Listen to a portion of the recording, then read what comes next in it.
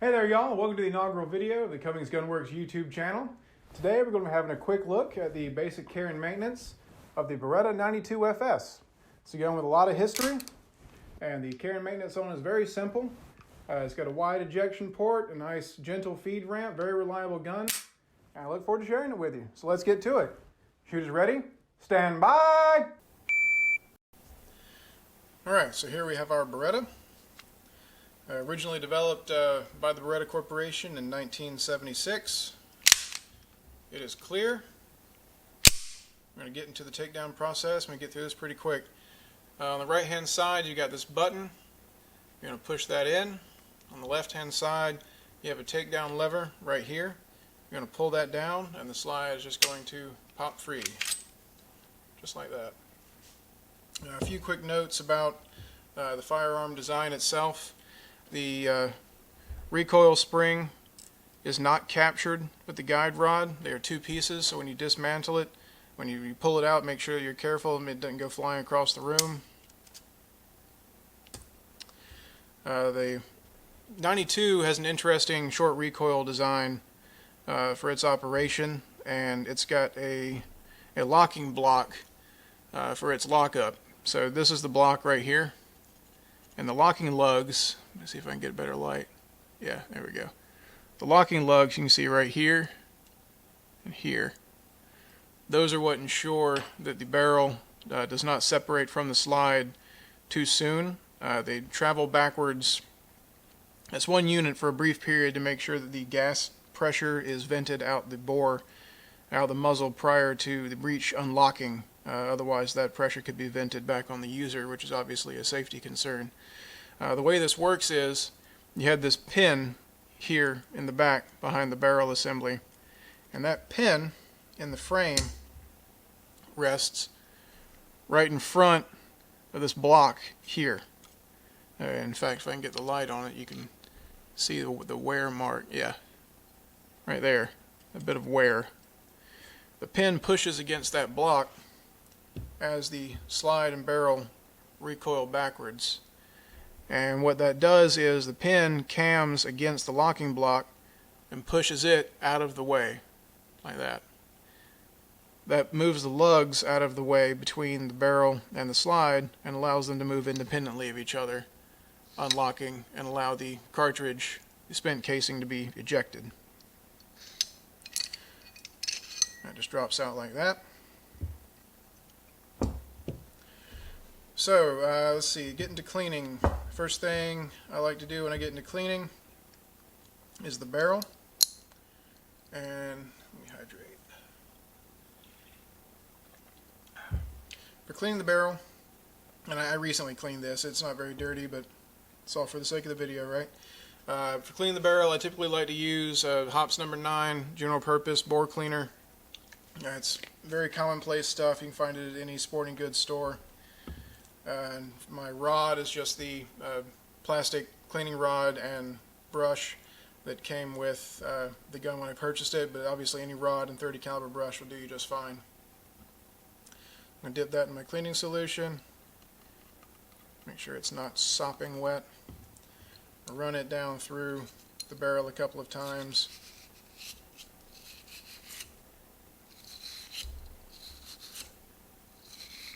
To make sure any gunk that's in there gets knocked loose, taken care of by the solvent. Alright, rag. I just like to keep my brush relatively clean before I pack it away.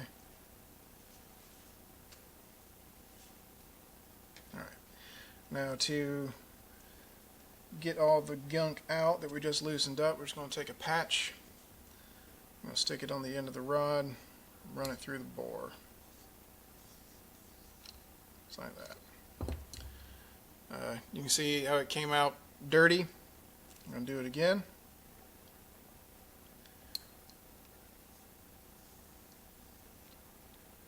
Alright, yeah, that's much better, right? So I'm going to consider the bore clean. And last time I tried to shoot one of these videos, I couldn't get the autofocus right, but I think I got it right now. Let me see. Yeah, there we go. Now you can see the rifling very clearly down inside the bore, how clean it is. These bores are hard chromed to help prevent wear and corrosion, so they're going to last a really long time. Next thing I'm going to do is work on the slide. Get this out of the way. And for that process, I'm just going to use a $2 cleaning brush and CLP, Clean, Lubricate, Protect. It's another very commonplace product you can find at your local sporting goods or firearms supplier. Another popular product currently on the market is Ballistol. You'll find a lot of people making videos, they use that stuff. It's just not locally available to me, so I use this, and 6 of one's a half dozen the other. Just going to spray that inside these channels here. So the way the gun operates, let me bring this into focus. These little protrusions here on the frame, these are the surfaces that interface with the slide. These are the parts that are going to be rubbing against each other, and if you look here on the front, you can actually see some bits of wear where the finish has been rubbed off by the action moving back and forth. It's those contact points where the two grip together. We're going to make sure those are clean. If they get gummed up, then you're going to start having some reliability issues. It's going to start slowing things down, just like, you know, putting your brake pads on a disc rotor. That friction is going to slow down the action and lead to reliability problems. So we're going to take our cleaner, get it down inside this channel here where they rub together. Get a little bit in there. Take a brush, get in there and scrub it out.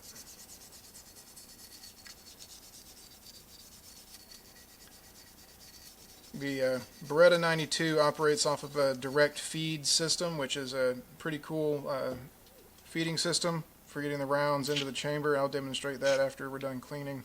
But it's another one of those things that helps, you know, it tends to lead towards reliability. Make sure the gun operates, and to be fair, you know, to that point rather, I've never had any problems with this gun outside of one instance where I was shooting some really dirty ammo and had a couple hundred rounds of Winchester white box through it without cleaning it. And like I said, you know, not cleaning it's going to be the downfall of it. It'll run anything you feed it as long as you keep it clean. The white ejection port,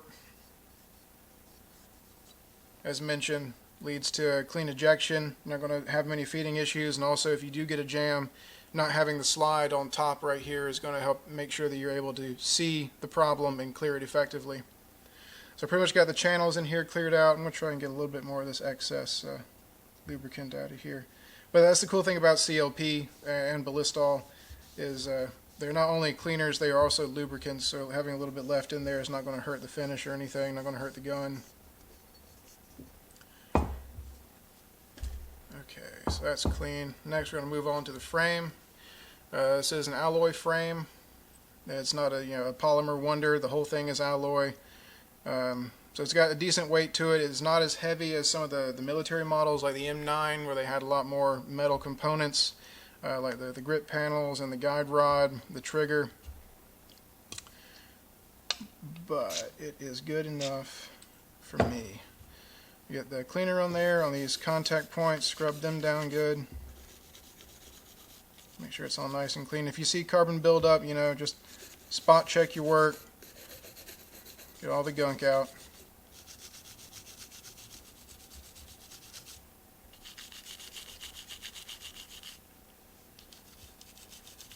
Alright. Wipe down that excess. Yeah.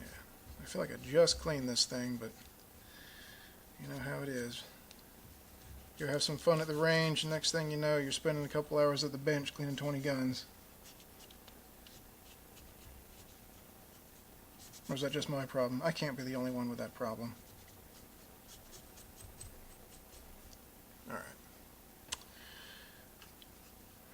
That looks good. Alright, so as mentioned before, the contact point's the important bit. To help reduce wear on that, I'm going to add a little bit of just Remington gun oil to it, rim oil. I've had this little bottle forever. A little dab will do you. It doesn't take much. Just get a little bit on those surfaces where it wears.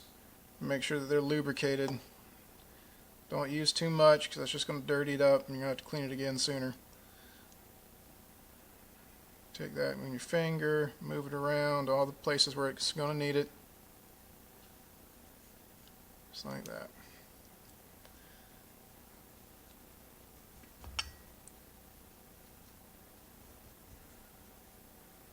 Alright. Beautiful.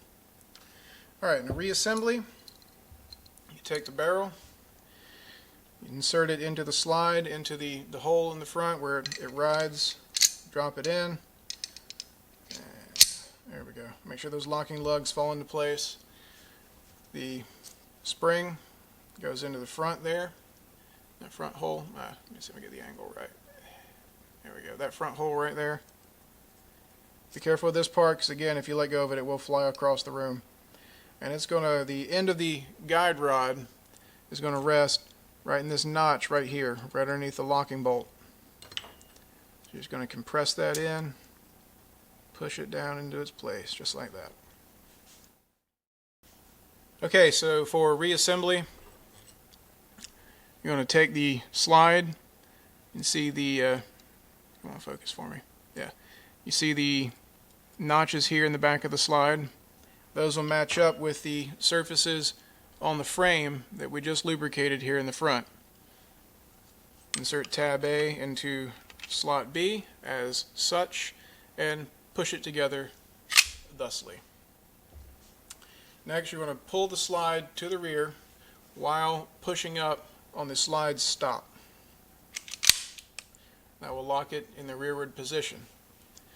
Next, you're going to push the takedown lever back into its original up position, and you can now drop the slide, and the firearm is ready to go.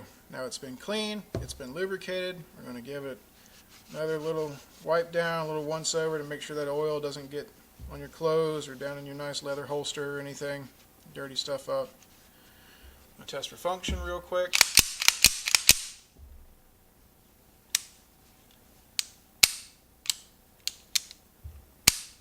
Beautiful.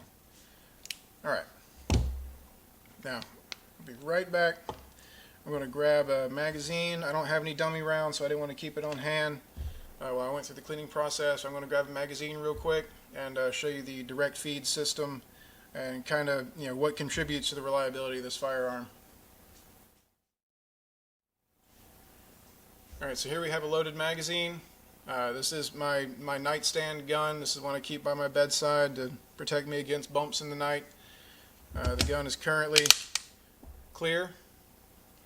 I insert the magazine. You can see how the projectile, the cartridge, rides directly behind the chamber that it's going to be fed into. This means that the cartridge doesn't have to do any heavy camming action to get into the chamber. It just rides pretty much straight in. And I'll try and demonstrate that here slowly. So the slide comes back forward, picks up the round, and pushes it into the chamber. There's a slight feed ramp, but you can see it pretty much goes straight in.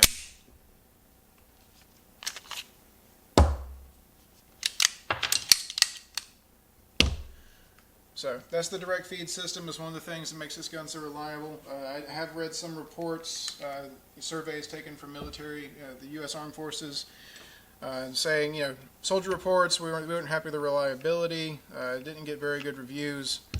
But everything I've heard from first-hand accounts from other civilian users has been nothing but praise. Even this one being bone stock, and it's still got the polymer trigger, polymer guide rod. I never had any issues out of it that weren't my own fault for lack of maintenance. So take care of it. It's going to take care of you. Thanks for watching, guys. I really appreciate it. If you could please consider like and subscribing. This video is the first one that's part of an effort out of the Cummings Gun Works YouTube effort. Cummings Gun Works has been a project of mine for a while now. It's something that I'm really passionate about and trying to get it off the ground. So any help or support you could provide would be greatly appreciated. And I look forward to seeing you in the next one. Remember, not only your target, but what's beyond it. Thanks, y'all. Push the magazine catch up, not the catch. What it really comes down to at the end of the day is that I have absolutely no idea what I'm doing.